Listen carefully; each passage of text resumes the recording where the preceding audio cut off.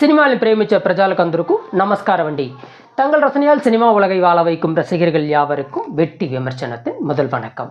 இன்னைக்கு இந்த பகுதியில் நாம விமர்சனம் பார்க்கக்கூடிய படம் இயக்குனர் பிரதீப் சில்லுக்குரியுடைய படைப்பில் நந்தமுரி கல்யாண்ராம் மற்றும் விஜயசாந்தி அவர்களின் நடிப்பில் இன்னைக்கு ஒரு தெலுங்கு படமாக நம்ம ஊர் திரையரங்குகளில் ரிலீஸ் ஆகிருக்கக்கூடிய அர்ஜுன் சன் ஆஃப் வைஜெயந்தி படம் எப்படி இருக்குது அப்படின்னு தான் பார்க்க போகிறோம்.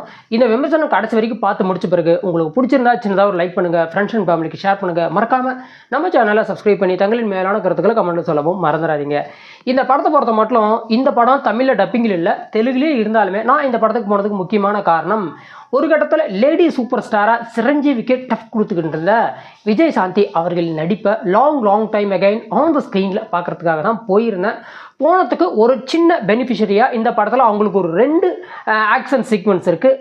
அந்த ஆக்ஷன் சீக்வன்ஸில் அவங்க இந்த காலத்துலேயும் இந்த வயசுலேயும் தம் கட்டி நல்லாவே நடிச்சிருக்காங்க. இப்போது இந்த படத்தினுடைய கதைக்கு வந்தோம்னா இந்த படத்தினுடைய கதாநாயகன் அர்ஜுன் ஐபிஎஸ் எழுதுறதுக்காக ஐபிஎஸ் ஆஃபீஸர் ஆகணும் அப்படிங்கிற கனவோடு இருக்கார்.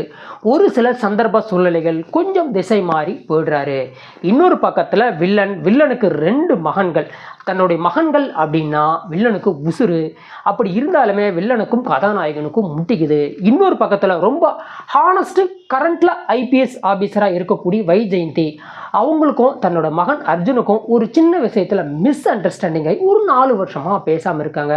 ஸோ இவங்களுக்குள்ள அடுத்தடுத்து என்ன தான் நடக்குது அப்படிங்கிறது தான் இந்த படத்தினுடைய கதை.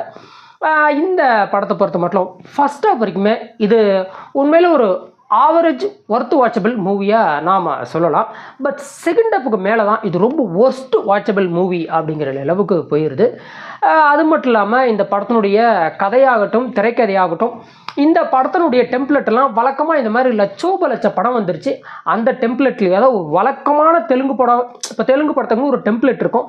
பட் அந்த டெம்ப்ளெட் கூட இல்லாமல் ரொம்ப ஓல்டு தெலுங்கு பட டெம்ப்ளெட்டில் தான் இந்த படத்தை எடுத்திருக்காங்க அப்படின்னு நாம் சொல்லலாம். படத்தில் ஆறுதல் தரக்கூடிய விஷயம் அப்படின்னா விஜயசாந்தியுடைய அனுபவமிக்க ஒரு நல்ல நடிப்பு.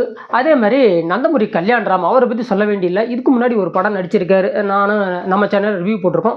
அதை விட இதில் ரொம்பவே நல்லாவே நடிச்சிருக்காரு. என்ன அவர் ஜூனியர் பாலையா அப்படிங்கிற பேர் எடுத்துக்கிட்டு இருக்காரு தெலுங்கு சினிமாவில். அதுக்கு தகுந்த மாதிரி தான் இந்த படத்தில் ஃபைட் சீக்வன்ஸும் வந்தது போனதும் எல்லா விஷயத்தையும் கலந்து கட்டி அடிச்சிருக்காரு. அதோட முக்கியமான விஷயம் இந்த படத்தில் அஜினிஸ் லோக்நாத்துடைய பின்னணி இசை தான் இந்த படத்துக்கு பிரம்மாண்டம் சேர்த்தது.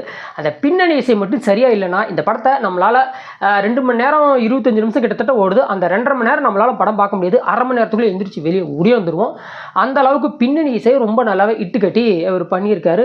இந்த படம் கடைசி வரைக்கும் நம்ம உட்காந்து பார்க்குறதுக்கு அந்த பின்னணி இசையும் ஒரு காரணம் அப்படின்னு நாம் சொல்லலாம்.